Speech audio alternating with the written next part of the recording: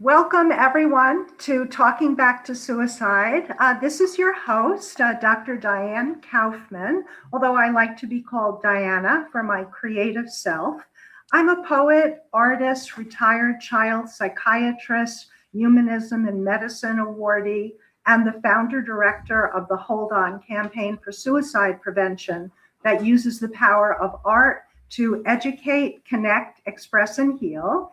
And there's Kino Isaac coming to us from South Africa. He's co-host. Kino is a DJ, music producer, entrepreneur, and a mental health advocate for independent artists.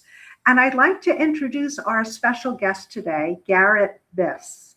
Garret is a retired Marine Corps pilot who valiantly transformed his pain into passionate purpose. From his lived experiences post-retirement in 2015 of feeling increasingly anxious and depressed, emotionally disconnected, and turning to alcohol, which further progressed into wanting to die by suicide, Garret, through positive mentoring, was able to reclaim and reignite his self-worth, dignity, and inner strength. Wanting to uplift others who are in despair, Garret became an addiction recovery and resilience coach who helps veterans deeply reconnect with meaning, rebuilding confidence, and being able to thrive beyond the trauma of military transition. Garret supports veterans to emerge from the void of darkness to the light of authentic connection. He aspires to help them achieve their highest potential. He truly walks the talk. In 2017, he co-founded an addiction recovery residence in North Carolina and has provided over the years essential leadership skills. Garret went on to create Valiant Path, a recovery program and curriculum specifically for veterans, which is deeply rooted in positive psychology and principles of human flourishing.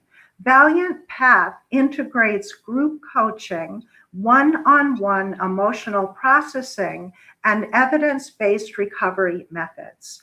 He graduated from the Clark School of Engineering at the University of Maryland and holds a master's degree from the Harvard Business School at Auburn University.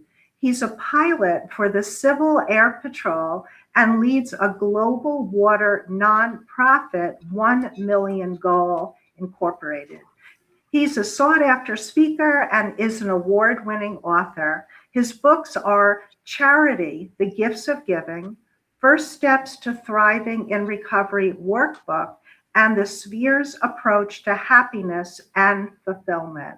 So welcome, Garret, to Talking Back to Suicide. We're really happy that you're joining us today. Well, I'm grateful to be here, and I just want to thank you once again for providing a platform to have conversations like this. I think one of the biggest barriers or challenges for individuals that are in the darkness or really struggling with something internally is not feeling like they can talk about it. And when we can only ruminate on things and talk to ourselves about it, or try to discern what's going on ourselves, then that can be a very limiting and a very defeating position to be in. So the more that we can have conversations about the normal human experience and what people face and things that people commonly go through, and maybe they're not talking about it, putting voice to that, I think, is a very powerful and important thing to do. So I appreciate your effort in doing that. Thank you, Garret. As you were speaking, when you said about struggling internally, when I heard the word internally, I also thought of the word eternally. I think that struggle, right, can feel like it's an eternal struggle, right? Yeah, that's a great distinction. I think for some individuals, it's that when that internal struggle feels like it's never going to cease or never going to change, and therefore maybe it feels like it's going to be this internal battle or eternal battle. I think that can be the tipping point for a lot of individuals. And you mentioned something in my in the introduction, and this phrase kind of jumped out at me. I wanted to clarify. So you said something in there about wanting to die. I think it wasn't as much a wanting to, but it was no longer not wanting to. not wanting to follow through on that, or no longer really having that discernment that this is something I wouldn't want to do. And for me, it wasn't really that crystal clear. What shocked me, or kind of what fortunately caught my attention, was when thoughts of that act, or of maybe following through, or how it might be done, became a little bit more pervasive, and yet it lost the emotional kind of, sting, if you will, that the thoughts would have. And when it seemed to be so normal, as though I was thinking about, like, hey, what do I have to get at the grocery store, or when's my appointment next week, when it had that kind of emotional resonance to it, fortunately, that kind of struck me as, okay, that's not good, that's not healthy. And I think that's where a lot of individuals might get. I mean, I think it's common for people to have a thought about it, in maybe a more healthy way, just like they hear about somebody else doing it and they ask themselves that they could ever imagine that, or maybe they imagine a scenario in their mind and then very quickly kind of snap out of that and say, okay, that's not something that I'm going to investigate right now, and it's not something that feels kind of true for me in this part of my experience. But I think it's a slow slide for a lot of individuals. It could be a slow slide because things seem to deteriorate, or things are getting a little bit harder. They're being, strained a little bit more, or they've been stuck in a place where things aren't changing for the positive for too long, that it feels like maybe things are never going to change. I don't think that, I see a lot of similarities in the manifestations of self-harm and the way that addiction or challenges with substances and behaviors manifest. Because I understand that for somebody who has struggled with a substance or a behavior or a thought for a period of time, even despite negative consequences that they're well aware of, that inability to make the decision in the moment to do something other than succumb to that substance or behavior, really it's a decision in the moment for survival. It's a decision in the moment that I'm feeling so much pain right now, and I can no longer endure this internal battle that I'm facing. But I know this thing that I can reach for. I know this thing that I can go do. And it's not thinking about the consequences next week or next month, but it's thinking about, how do I just survive this one moment? And I think that's similar for a lot of people that have struggled with whether they followed through on the act or they've contemplated the act of self-harm. It's not a thought about what are the negative consequences and what pain is it going to cause, or what opportunities am I going to miss. In that moment, it's, how do I survive this period of time? I've so far exceeded my window of tolerance, my ability to kind of cope with this discomfort and this pain, or cope with the thoughts that are becoming more and more pervasive, or ruminating thoughts. And it's more a decision about, okay, there's one thing I can do to at least stop this pain for this moment. I'm not thinking about tomorrow or next week or next month, or the implications it'll have for other people. All I'm thinking about right now is, how do I stop this pain? Not unlike if somebody were in a house that caught on fire, or in a small room that caught on fire, and they're feeling excruciating pain, they're going to do whatever they need to do in order to get out of that situation and stop the pain. Last week we had as our guest Dr. Dan Tomasulo, who is a renowned psychologist on positive psychology. And he was talking to us about hope.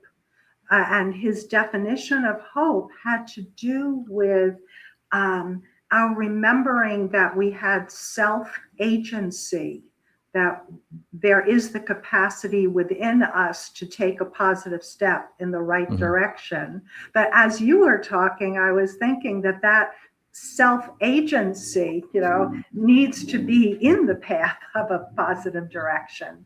Because as you said, in that moment of dark and deep and profound despair, we may use our self-agency for self-harm.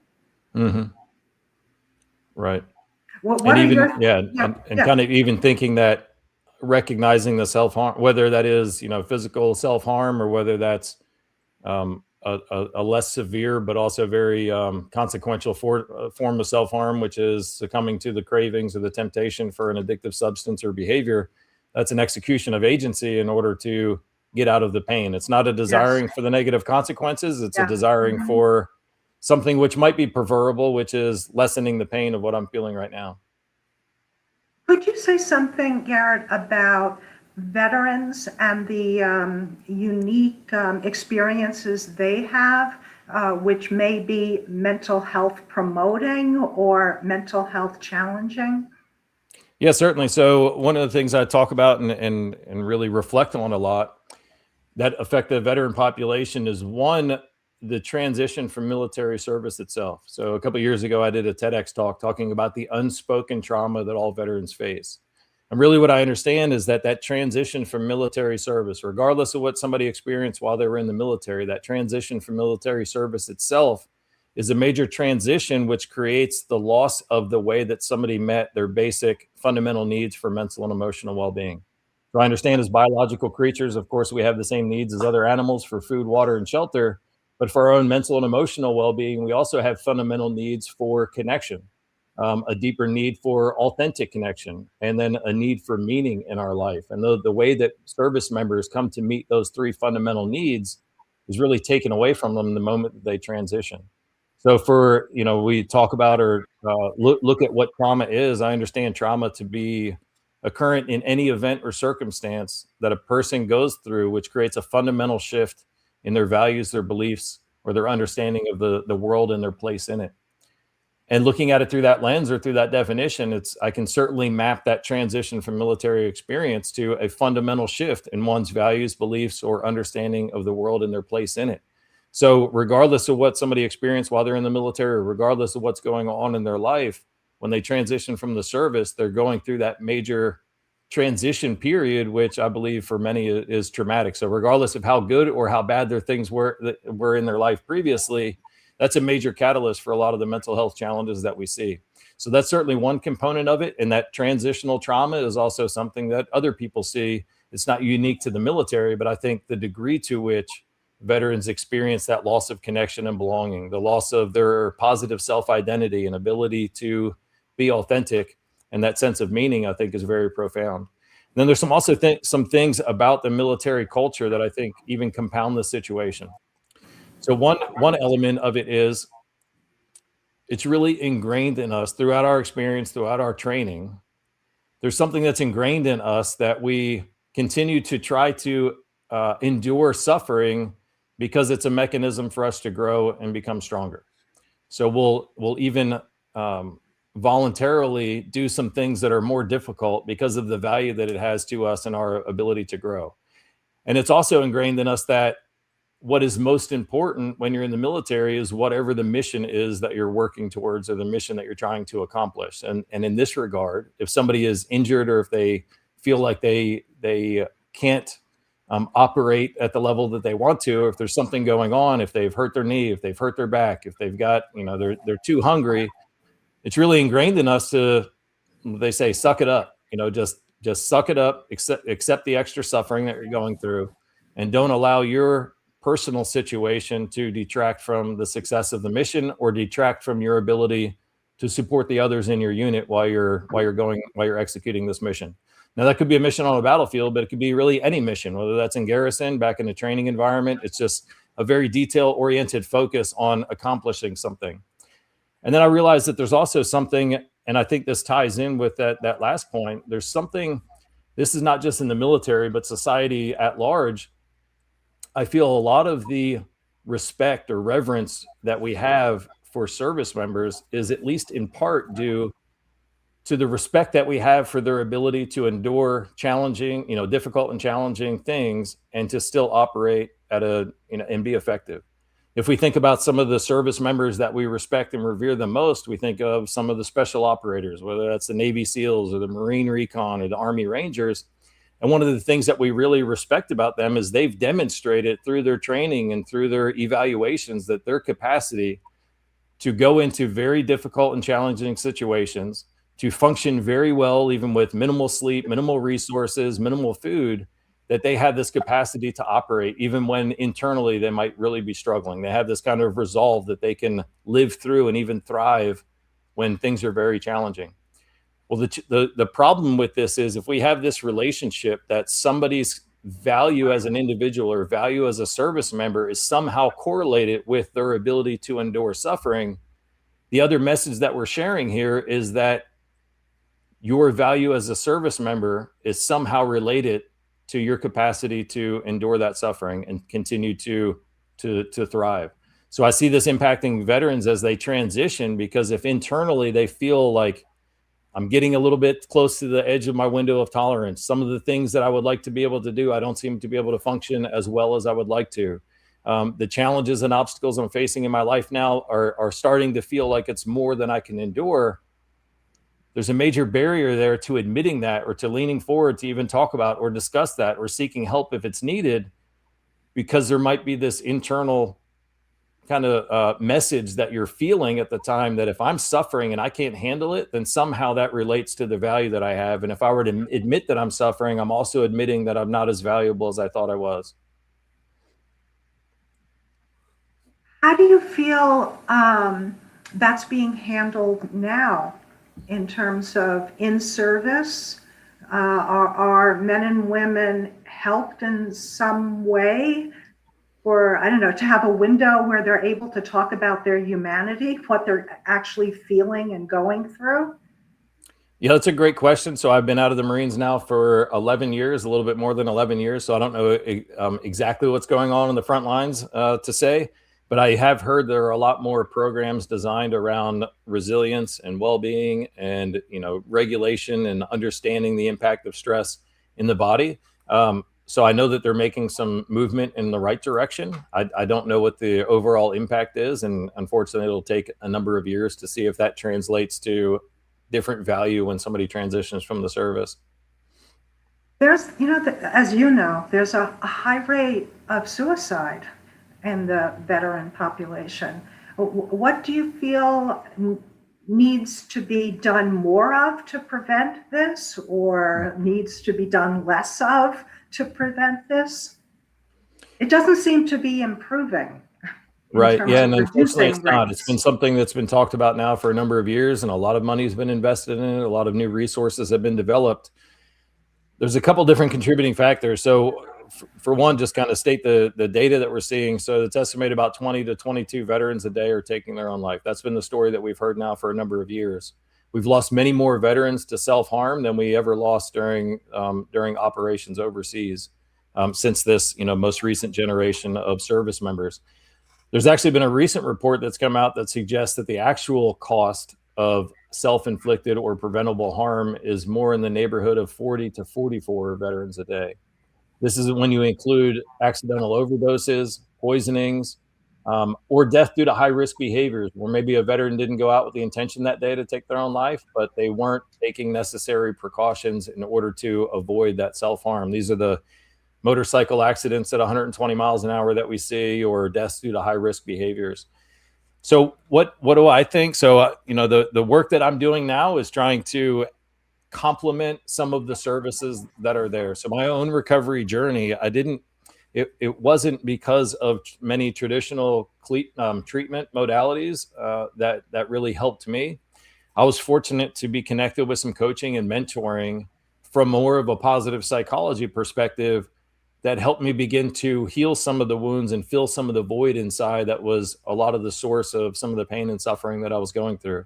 So because of my own experience, and then the work that I've done more recently as a coach and running a recovery residence, I see a tremendous amount of untapped value in changing the way that we approach and the complements of services that we provide to individuals. So there's another major barrier to connecting, at least with the service member community, is the way that different services are either discussed, or it's really a branding issue. If you're talking about providing more services to prevent suicide, or to prevent addiction, or to prevent anger, like, that's not something people are going to raise their hand and volunteer for and try to lean into unless maybe they're mandated to do it, or until things get so terrible that they feel they have no other option.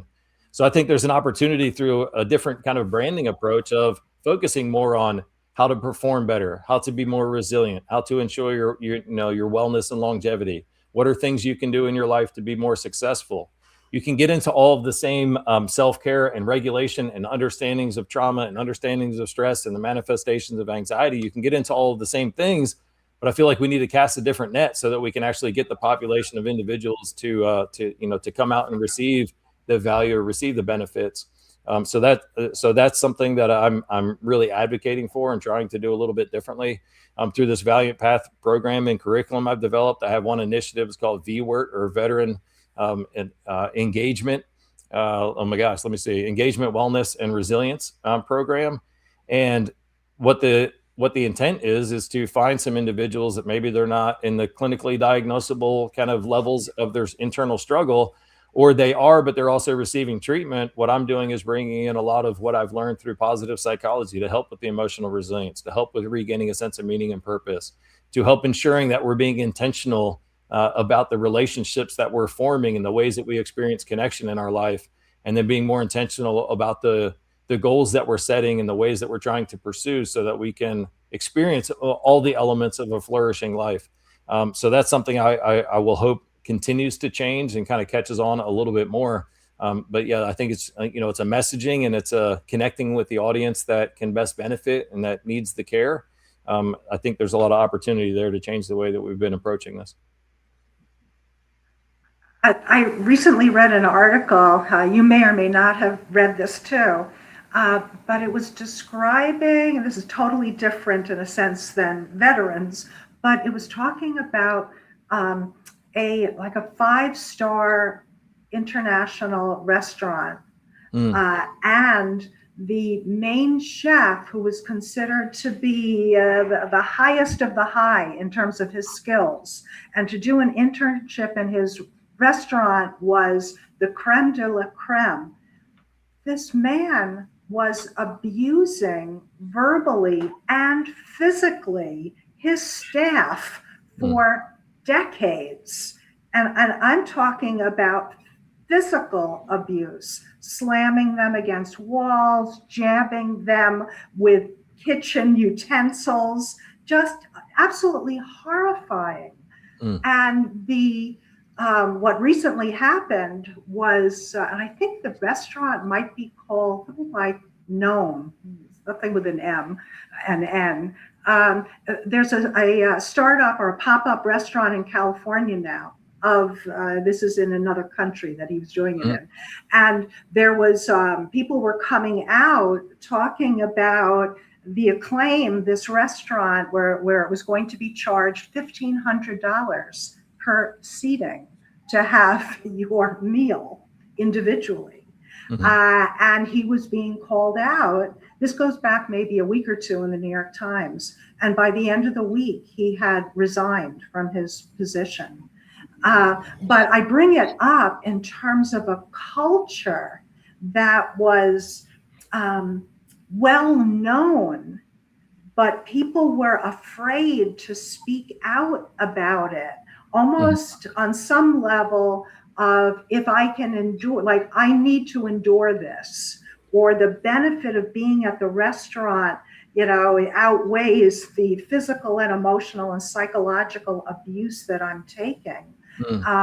And it's shocking, right? I come from the medical profession, being a retired child psychiatrist. I also trained in pediatrics and got my boards in that. And things have changed now. However, to bring up any mental health difficulty was to put your stature at risk, even your licensure.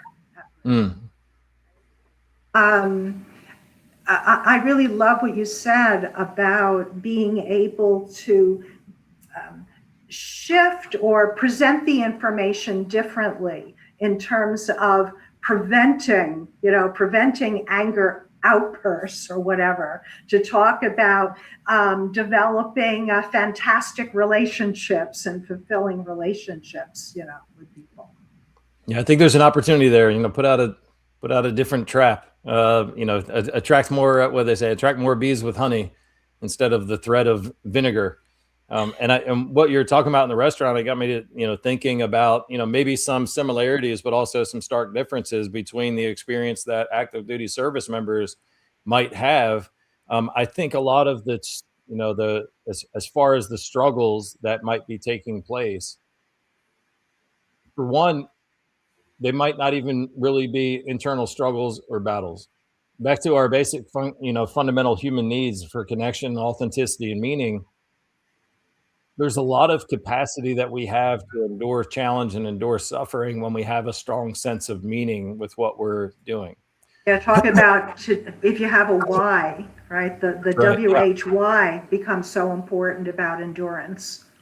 And one of the ways that I understand that we experience meaning, and this is through Dr. Viktor Frankl's work in the field of study of logotherapy, one of the ways that we experience meaning is through a coherence. So this, one of the elements, this word coherence really jumped out at me. And what I understand is that if if we experience a coherence between the strengths that we have and the value that we recognize in ourselves and the responsibilities that are required of us, that in and of itself can help us feel or experience a sense of meaning. So if you've, through the work and the training and the licensure that you've, excuse me, that you've gone through, there's certain skills and abilities that you develop through that process. And then when you, excuse me for one sec, let's see. Sure.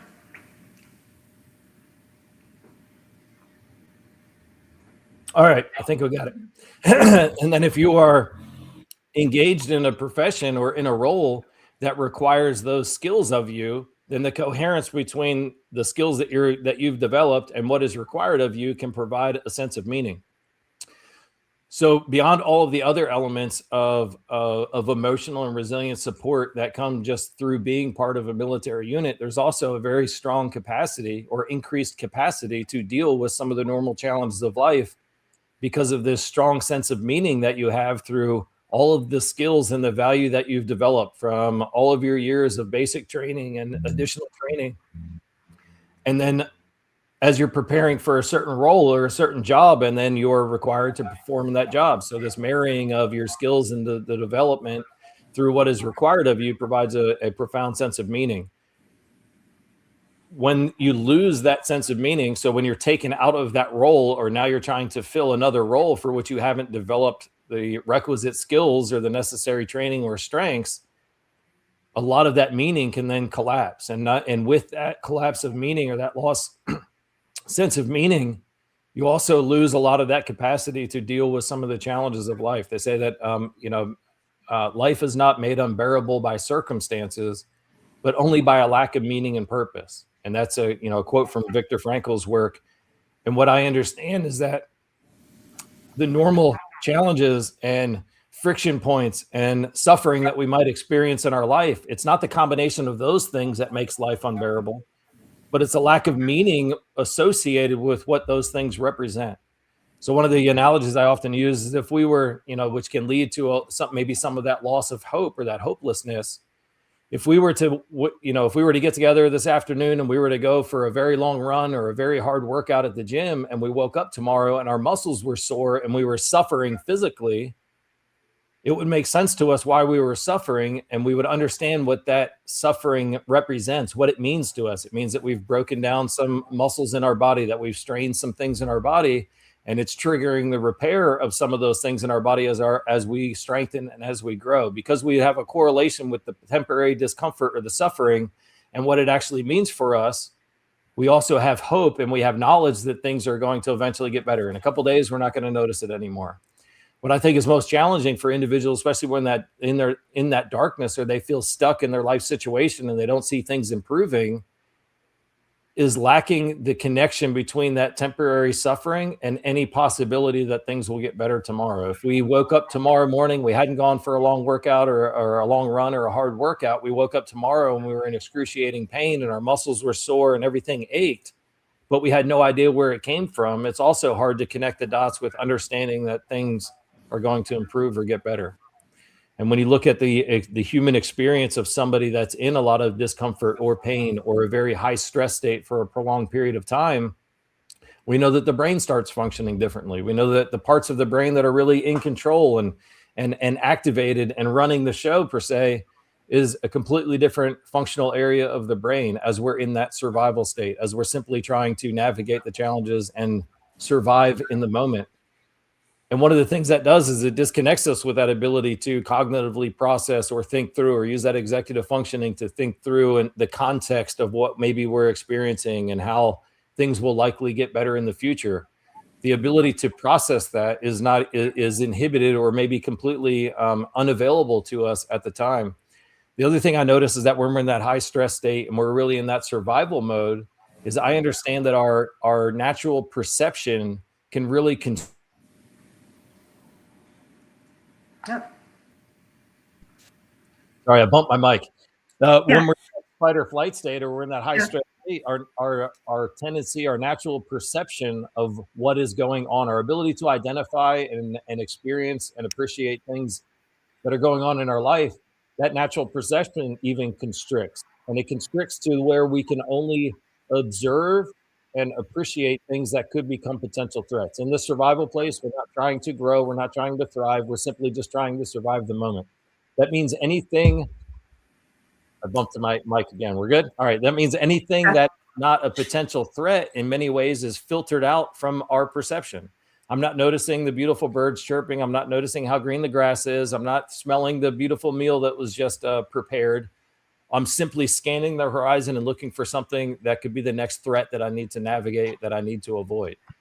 So through this prolonged stress state, really what's happening is somebody's perception of their life, perception of the challenges that are around them, it might seem like everything is negative, like everything is something working against us, because that field of perception, one way I think about it is like a zoom lens on a camera. If you're zooming in and just looking at the things that are negative, either within you or in your life and in your environment, and you're completely unaware of or not recognizing and appreciating some of the other things which are also true, but might be more positive, then it feels like your whole life and your whole world is just these unavoidable challenges and these stressors and everything. And the reason that I share it in that frame or that analogy, because it really helps explain some of the work that I do and what I found most effective in my own life, and some of the work that I do with individuals that I'm working with. And really what it primarily can be a focus on: how do we expand that field of perception? How do we regulate our body a little bit and then change our conscious awareness to not just see the threats, not just see the negative things, but also see the things that are true and that are present, which are more positive and more uplifting. So one example of this is one of my favorite exercises to share with somebody when I first start working with them is I'll ask them to make a list of 100 wins and successes that they've had in their life. The normal response that I get is like deer in the headlights. Like, what are you talking about? I'm in this recovery residence. I'm only 30, 40 years old. I haven't had 100 wins and successes. Obviously, that's why I'm here. Well, to me, that's a litmus test of where their mind and where their field of perception is at the moment. Because I don't care how old you are, how young you are, or how many mistakes you've made in your life, or how many defects that you've been able to identify. You also have hundreds or thousands or tens of thousands of wins and successes that you've accumulated in your life as well. Sometimes simply framing it that way and then encouraging somebody to begin making that list. And even if you got to start small, like I learned how to crawl, learn how to walk, learn how to run, learn how to ride a bike, learn how to write in cursive, learn how to type on a computer, learn how to use a cell phone. These are all acknowledgeable wins and successes and demonstrations of the value and the worth that we have and our ability to grow and evolve. But if we're stuck in that stress state, if we're simply looking for threats and negative things around us that we need to deal with or attend to, then some of these obvious elements of us, or these obvious things that we can observe, just kind of filter to the background and are no longer influencing our perception or the way that we're feeling about ourselves or our situation. That's a powerful exercise, really. Yes. Can you share some other practical positive psychology skills that a person can utilize? Yeah, certainly. So going back to that connection, authenticity, and meaning, and everything I really do looks at it through the lens of this framework. So the first one that I introduced, just making a list of 100 wins and successes, to me, that really helps with our ability to reestablish positive and nurturing connection. So the importance of connection, we as humans, we're hardwired. We're biologically hardwired for connection. There's a lot of functions that happen in our body. There's a lot of things that help us regulate or even process emotions that are all reliant on our connection to other individuals. We see this through the benefits that we get from pro-social activities, whether that's sitting together and laughing with a group of people, or whether it's embracing somebody in a hug for 20 seconds or longer. They say that these things and many things like it that are pro-social or pro-connection activities, one of the things it does is it stimulates a flood of oxytocin in our body. So oxytocin is often called the love hormone or the bonding chemical, but one of the benefits of oxytocin is it also activates the parasympathetic nervous system and helps our body reduce or release some cortisol. So we can imagine, without proper social connection in our life, that we might tend more towards staying in a high stress activated state. And we know that this has negative implications on many of our bodily functions, from our immune system to our digestion, and many other things in between. In fact, there was a recent study that showed that, and I think this was a Surgeon General's report from a couple of years ago reported on this. They showed that humans with a lack of proper social connection have the same or similar adverse effects on their health as smoking 15 cigarettes or drinking 6 I or was more thinking alcoholic about that beverages as you're every day. speaking, in terms Yeah, of so it's isolation. Yeah. right. So important for that connection. But what I find, especially people who've been through some traumatic experiences or have been stuck in that high stress state, as their perception zooms in on things that can become potential threats, this can really affect the way that we feel about ourselves, to the point where we no longer feel like we have a sense of worth or a sense of value. And maybe we're not deserving of connections with other individuals. Maybe we're destined to accept the suffering that our life experience has become. So one of the first things that we can do, I believe, before we encourage or empower individuals to start reestablishing connection, is they first need to reestablish a positive connection with themselves. If their whole mind, if all they've been ruminating on, all the thoughts that are going through their head are all the weaknesses, the defects, the failures, the mistakes that they've made in their life, of course, they're not going to have a positive image of who they are. So first, before we try to connect with other individuals, we need to connect with the true good and the value that's in us. And I think making that list of 100 wins and successes is a very powerful step in that direction. Another thing that we need with connection is we need authenticity. So I understand connection is our permission to be part of a tribe, whereas authenticity is our permission to show up as we are, to express our wants, our thoughts, and ask for our needs to be met without fear that it's going to cost us our connection. If we ever feel like we can't show up authentically, then really what we're feeling is that we need to mask a part of ourselves. We need to show up as a version of ourselves so that we can be accepted, or so that we can be good enough for those around us. And as we mask something about us that we want to hide, this is very true for individuals who got a history of substance use or behavioral challenges. If we feel like there's parts of our past or parts of our struggle or parts of our journey that we better keep to ourselves, otherwise people won't see us in a lovable, acceptable way, then we wear these masks and we show up for connection inauthentically. Well, the challenge is, if I'm connecting with you, but I feel like I need to hide something and I'm wearing this mask, then you're not connecting with me, you're connecting with the mask that I'm wearing. The other element of this is, as I'm wearing this mask before me, you're seeing the mask on the outside, but I'm seeing this message on the inside that's reminding me in somehow or in some way I'm not good enough just as I am. The longer that we can be in this place, of course, it's going to continue to erode our sense of self-esteem and our sense of self-worth. So another tool or intervention that I like to share with individuals, very similar to giving ourselves credit for past wins and successes, is let's get out of this stuck reactionary place where we're simply trying to mitigate life based off of the identified weaknesses or defects that we have. And let's broaden that scope once again, and let's remind ourselves of some of the strengths that we have. You know, as human beings, we all have weaknesses. There are also things that we lack skill or talent, or skills that we haven't developed. That's true of all of us. But what is also true of all of us is that we do have some innate strengths. There's things that are true about us, about ways that we can overcome obstacles and challenges. But if we're stuck in this fight or flight state for too long and we're simply trying to mitigate weaknesses and mitigate potential threats to us, then the strengths that we have, we can become detached from or less aware or conscious of these strengths that we have. So another powerful intervention is just doing a strengths assessment and taking some simple steps to remind ourselves of the strengths that we have, and then take ownership of it. Sometimes we can just simply make an affirmation, like, I am somebody who is creative. I have, a love for learning. I have good leadership skills. Sometimes just making that affirmation can be effective.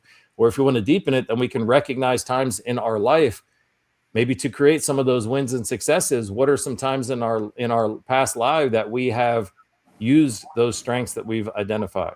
This can just help it become help us be more mindful of the strengths that we have, so that when an obstacle or a challenge is presented, we're aware of a way that we might be able to navigate that effectively.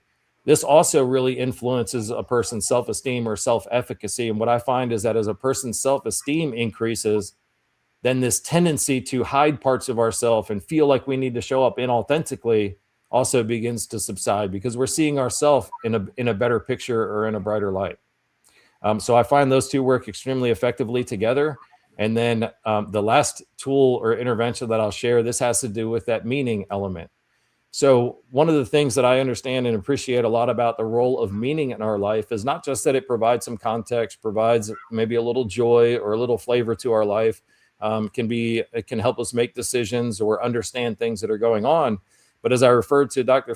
Viktor Frankl's work, I also understand meaning in its capacity to help us endure suffering. One of the ways that this shows up the most predominantly is in the field of study of post-traumatic growth. So we hear about this word trauma all the time. It's in, every newspaper, it's in every article that we see online. People are talking about it almost ad nauseum. Unfortunately, we hear the word trauma, and then we often only also hear words of like post-traumatic stress or PTSD. So there's a lot of focus and attention given to the negative implications or the negative consequences of what a trauma can represent in somebody's life. But it's sad and unfortunate that we don't give equal attention to the opposite, which is also true. Trauma, and nowhere in the definition and nowhere in the way that I've discussed it or read about it, does it necessitate that the outcome has to be something that's negative.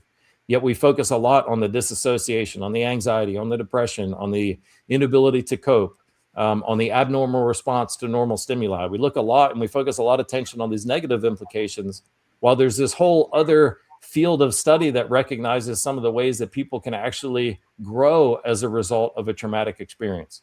Thinking back to that simple definition that I shared about a trauma is any event or circumstance that creates a fundamental shift in one's values, beliefs, or understanding of the world and their place in it. Never did I say that shift in belief or value had to be something that made you less capable or lesser of an individual. Sometimes people go through an experience and they survive it, and they realize, I never thought I was that capable. I never thought I'd be able to perform in a situation like that. Maybe it's a natural disaster. Maybe it's a house fire. Maybe they're in a very trying and challenging time. And they realize that, hey, I can actually sustain, and I can actually, handle challenges like that. Maybe I'm more capable of a human than I thought. Or maybe there's no hero, right? No hero without the challenge. That's right. Absolutely. And that's funny that you say hero, because that's the intervention that I found so effective. It's called writing a heroic story. So one of the things that we can do to help promote experiences of or manifestations of post-traumatic growth is helping somebody connect with a positively associated meaning for the hardship or the adversity or the trauma that they experience. If we, and one way to do this, which is extremely helpful, is through this heroic story exercise. And basically, it's a very simple process. You just invite somebody to write a story about an experience similar to what they've been through, but you're going to write about it in third person. So you're going to create this hero, this fictitious character, and you're going to write out the story through this fictitious character's life lens or through their perspective. That simple shift does something that's magical. That it opens up something in us that doesn't normally come out if we're just journaling or talking about our experience.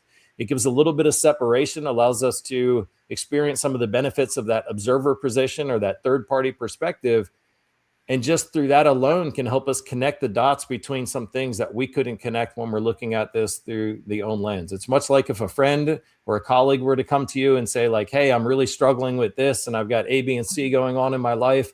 And from our perspective, we can connect the dots and say, okay, well, yeah, stop doing this, reach out to this person, try this resource and try this tool. And we can connect dots to a solution in their life that they just can't see because they're living it in real time. It's fascinating, but we can gain some of the benefit of that simply by giving ourselves permission to write about something in that third party, in this fictitious character, this third party perspective. In some ways, it can call in some creativity. It can call in some greater insight that we can begin to connect some dots. The other element of this exercise is that as you're writing about this fictitious character in this third party perspective, is you continue the story. You don't stop it today, but you continue the story into the future at some point, reflecting on some of the things as to what strengths did this character develop during this process? What things became available to them that weren't available to them before? How did they grow in certain ways, not despite this experience of adversity or trauma, but actually because of it? And when we can start to connect those dots, this can help us begin to absorb and see and witness some of the ways that even despite the traumatic experience or the hardship that we've been through, it's not all just bad. It's not just all a process of trying to mitigate the negative symptoms that have come up as a result of it. There's actually some good that maybe has come from it and once we're aware of it, then we can lean a little bit more into appreciating or expressing or experiencing some of the benefits that came from it. I was thinking, Garret, as you were speaking, that it's using our imagination in a positive way rather than in a ruminative, negative way. I also wanted to share with you, and you might want to use this in your recovery program when you were speaking about wearing the mask, that there's a fantastic poem called We Wear the Mask by Paul Dunbar. And that could be paired with even doing an arts and healing exercise where you get cardboard masks and have people decorate the outside of the mask, which they show others, and then the inside of the mask. Yeah, that's it. I really appreciate you sharing that. It reminded me. So in the VWORK program that I developed, I actually developed that in partnership with a county jail to serve their veteran inmates. And that was one of the things that they had come up with to really help them experience that is, what are the things on the outside that I'm trying to express to the world? And then what are the feelings on the inside that I'm actually feeling? Like, what is the fear, the shame, the guilt that is also true about that lack of authenticity? And then I wanted to mention, because you talked about a history with art therapy, there is one other element that some people like to do with this heroic story is after they write it, we'll then take some time to draw some pictures and illustrate some of the scenes in their story. And if they're only going to do one, I always encourage them to do the future one where some positive things have manifested in the triumphant future. But that can be very effective in bringing in a whole nother modality of creativity to help us, more absorb the insight and the message that we're gaining through it. What are your thoughts? Yo, quite a lengthy conversation, eh? Sure, so much to take in. Garret, I want to go back to the military. Okay, I'm connecting the dots in my head. Clearly, you're an expert in the field, day in, day out. This is what you focused on. You're committed. You're writing about it. You're talking about it. You're designing curriculums about it, programs about it. Now, you mentioned in the military, there is more investment that's taking place to deal with mental illness. So let's just say, hypothetically speaking, millions of dollars are getting invested to help the military. So is there red tape? Because you've cast your own net on how to deal with this. Is there red tape for them to rather use you and how you want to go about it? Or who are they using and why won't they use someone like you? What's not working? Because really the improvement is not there. Yeah. And I think that there's signs that there is some improvement there, and they are making a lot of strides. A lot of what they're focused on, from my understanding, is on the prevention. So it's, so strengthening somebody to reduce the rates of that injury or of that illness, the same way that we would, go through some conditioning in professional athletes would go through conditioning to strengthen the body so that they're more resilient to the things that might injure or harm them. So there is a lot of work being done there. And honestly, there's about 18 million veterans in the United States. Every year there's 200 to 250,000 more veterans. So this isn't a solution that just one person can provide. There's not going to be one model, one framework that helps everybody. So we need a lot of different individuals. And also that reminds me of the many different modalities or many different pathways to help individuals with addiction recovery. Now that could be a substance related addiction or a behavioral or a thought process that is creating negative consequences in one's life. In the United States, there's about 30 million adults that are struggling with some form of substance or behavior. Maybe they haven't reached the clinically diagnosable place, but there's some substance or behavior that's creating some negative consequences or preventing them from getting to where they want to get to. There's also I believe about 40 million individuals that are really in that clinically diagnosable place of a struggle with addiction or severe mental health challenge. What I understand about the human experience, about the human condition, is if you ask somebody what causes addiction or what causes mental illness or the challenges, that's a question. If you ask 100 people, you'll get at least 100 different answers. But there tends to be some overlap or some agreement that it has something to do with biopsychosocial or spiritual factors or influences. Well, what I understand is that everybody's pathway into that darkness, everybody's pathway into the behavioral challenges or into the mental challenges that they're experiencing, every individual's pathway is unique. I think more realistically, it's not one element in that biopsychosocial spiritual cocktail, but it's for everybody. It's a little bit of each ingredient that created a situation that that was the catalyst for the struggle that they face. So I bring that up because for 30 million or so different individuals that have traveled one of 30 million different pathways into the darkness, there's not one treatment modality. There's not one recovery group. There's not one pathway out of the darkness. There's likely tens of thousands or hundreds of thousands, or maybe as many as 30 million different pathways out of that darkness, because every individual is going to need a different set of tools, resources, treatment modalities to help them with their unique situation. So I only share that to say, with the number of veterans that we have in the country, there's not one pathway that's going to help them all. I think we need to have a lot of different players in this. Need to have a lot of different frameworks and a lot of different methodologies to connect with, so we can cast a wide enough net to have something for everybody, or for most people, regardless of the contributing factors to the struggle that they're facing. But that leaves us in a really tough situation in 2026. We still haven't reached that point of how do we deal with all that you have mentioned. Yeah, well, and I think there's a lot of there's a lot of ways to deal with it, and the small steps at a time, like having more conversations like this. Let's normalize the talk about mental health challenges. Let's normalize the talk around addiction, so people, realize and can be on the lookout for some early indications and can develop some of the resilience or some of the skills to prevent some of those things. I don't think that we should talk about addiction or mental illness any less or any differently than we talk about maybe somebody's physical health. You can go to any store and you find 50 magazines. You go to a bookstore, there's hundreds of books on how to improve your physical health, whether it's changing your diet or exercise routines. It's cast about everywhere.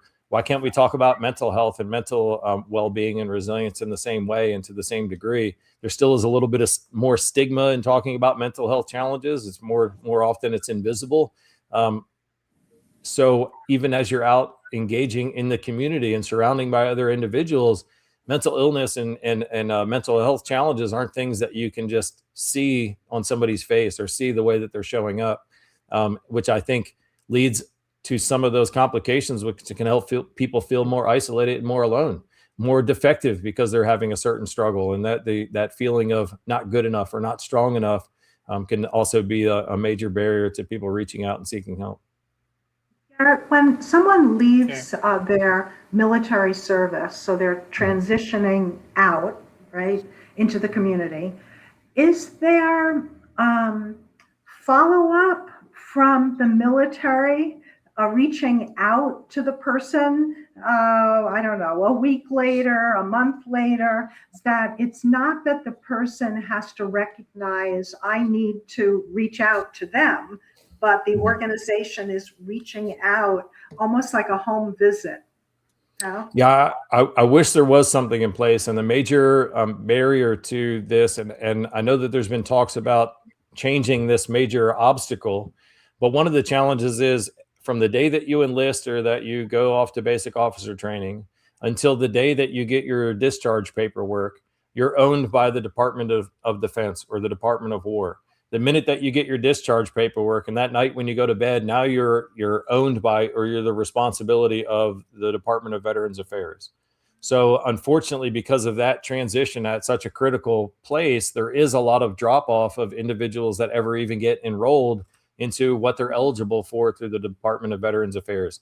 Ideally, it might, I think an ideal solution would be that the DoD just hands all the records off to the VA and automatically enrolls them in VA services.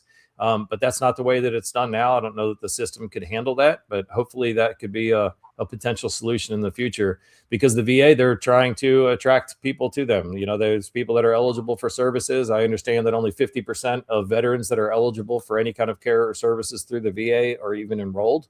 So maybe there's a lot of people that don't know that they're eligible for it. But I think that's a contributing factor, at least to the reach that the VA has with the services that they can provide. I was thinking of that spontaneous reaching out, and not just spontaneous, but a routine reaching out. That this is part. It's almost like discharge planning, right? Yeah, and I think if there was some more normalcy to the struggles that veterans face, So again, everybody's journey is going to look different. Not every veteran is going to struggle. We look at the population, they're about twice as likely for mental health challenges or struggles with addiction. So there's still, the preponderance of veterans aren't having some of these internal battles or are not really struggling to that severe of a degree. And for those that do, it's going to manifest at a different time, as compared to something else. Like say somebody went in and had heart surgery. We pretty much know what their recovery is going to look like. There's things that we're looking for at a week out, at 30 days out, at a year out. Somebody transitioning out of the military, that dissolving of some of the internal resilience or the foundation for their mental and emotional well-being, some it happens immediately. Some it happens before they go to bed that night. Others it happens weeks, months, even years later. For a lot of people, they say that they really didn't start to struggle until 2 or 3 years after transition, when somehow it kind of settled in their nervous system that, hey, there's not another set of orders. There's not another mission to go to. Like, this is a projection of the rest of my life. And now I need to, kind of contend with that. So because there's very little uniformity to that veteran's transition from, discharge from the military to some of the manifestations of these mental health challenges, that also makes it very difficult. I would imagine too that the transition, of course, is not only for the individual, but to the family that they're returning to. Yeah, very much so. And that's something I've been doing a lot of training with mental health professionals on, is just a cultural awareness piece, bringing back to this framework of connection, authenticity, and meaning, and looking at that trauma of transition. Because you're right, it's not just the individual service members, but many times their families. Like, they're moving all across the country and all across the globe every 2 to 3 years. Their kids are going to different schools, establishing friendships, losing friendships, going through the same chaos or the same tumultuous time of these transitions. And then when you depart the military and you go back to a hometown where there's not a lot of other former service members there, then some of these same things, this lack of sense of belonging, this lack of connection, this fear about, hiding parts of your truth in order to show up. And, it's not just service members that also gain a benefit from that sense of meaning. There's a lot of family members that are able to endure some life challenges because they know that mommy or daddy is off doing something for the greater service of the country and for their community at large. And then when you lose that, then sometimes the context around some of the sacrifices or some of the strains in the family also lose that capacity to endure some of those challenges. I'm going to turn it back to you. Yeah, no, just one more question. If I heard correctly at the start, you're an author of 2 books. 3 books? Yeah, three books, I think. Three books. I mean, yeah, three books that I'll talk about.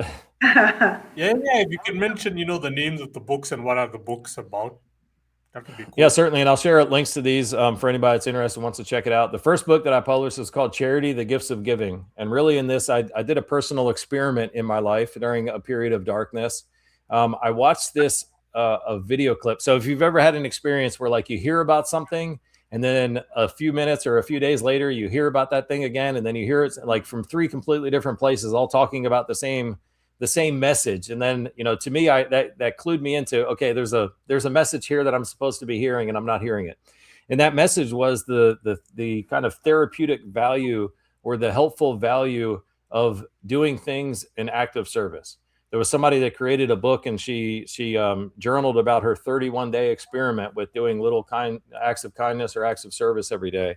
So that inspired me to experiment with it myself. So there was a period of time, and occasionally I'll revisit this, but there was a period of time where I did an intentional experiment with an N of 1 on what are some of the benefits. And really what I capture in that book are some of the hidden benefits that we experience as a result of doing things out of kindness or generosity. I use the word charity, but I really use it very loosely to mean any act or behavior that we do with the thought of the benefit to another person in mind.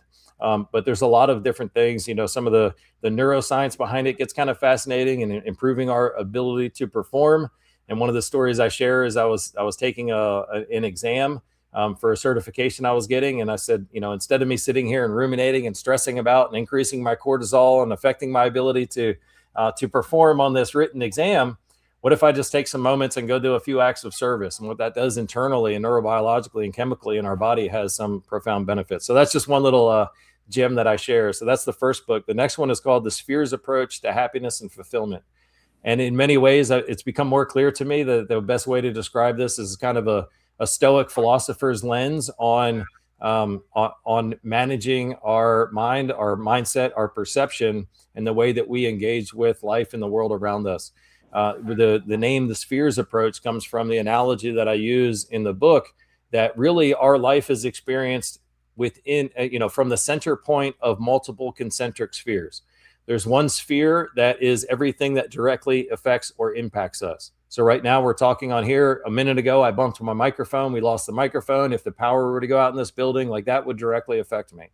There's also this other sphere of things that happen in the world around us that don't directly affect us. It could be things that we hear about on the news. It could be the weather, states away or thousands of miles away. That's all also data and are also things that we might observe and be aware of, but it doesn't directly affect us. So I try to make the distinction of how do we identify the things that are directly affecting us so that we can invest our time and energy in addressing those things. Everybody I've talked to, and I would challenge that there's nobody in the world that has more time and energy than is required to do all of the things that they would like to do or invest in or take care of in their life. So our limited time and energy is a very precious resource. So what can we do to recapture some of the lost thought process or the lost cognitive energy that's absorbed by things that actually don't have a direct impact on our life? And then the last book is a short workbook, and it introduces some of the interventions or exercise that I shared today. And that's called First Steps to Thriving in Your Recovery. And for me, it's really, what are the first steps that we can take to regain, to influence a positive self-esteem, to get clear on bringing some more meaning and purpose back into our life and getting clear on the direction that we want to head in our life. It's very difficult to take action or to make a plan if you don't know where you want to get to. I always think of the scene in the Alice in Wonderland where she's traveling down a trail in the woods and she gets to a fork in the trail and she doesn't know which way to go. And she finds the Cheshire cat and asks, hey, which path do I take? And the cat responds and says, well, you tell me, where do you want to get to? And her response was, well, I don't really care where I go. Well, then the cat, of course, responded, well, then it doesn't matter which path you take. It can be a very challenging place to be in our lives if we have no context for making decisions and deciding, what do I want to spend my time on? What do I want to spend my money on? What things do I want to pursue? What things do I want to experience? If we've got no clarity on that, it's kind of like trying to ride a bicycle in stationary position. It's very hard to stay upright and maintain any kind of momentum. Tell us your website address or how we can purchase your books and also learn more about your recovery programs. Yeah, so you can just go to garretbiss.com. So spelled out just like my name, GarretBiss.com. For the veterans that are listening, it's Golf Alpha Romeo Romeo Echo Tango, Bravo India Sierra Sierra, Charlie Oscar Mike. And you can find me there. Or if anybody's on LinkedIn and would like to connect with me there, you can just search my name and I should be the only one that pops up. We want to thank you so much, Garret, for sharing your experiences and your enthusiasm, right, and passion. Yes, for helping others, just as you've been able to help yourself and others have helped you. Yes, thank you so much. And again, thank you for creating this platform to have these conversations, and let's normalize this talk about some of the battles that people face. Yes, we shall, together. Thanks again, Garret. Bye-bye. Hey, thanks. Bye.